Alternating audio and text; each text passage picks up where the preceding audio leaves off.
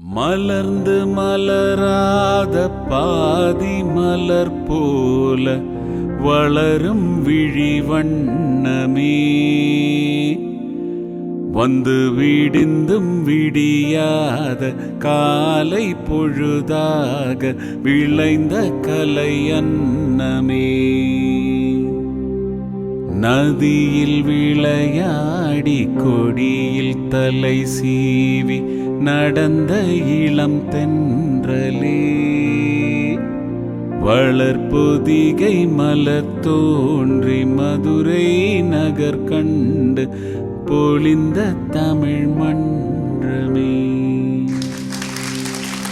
நதியில் விளையாடி கொடியில் தலை சீவி நடந்த இளம் தென்றலே,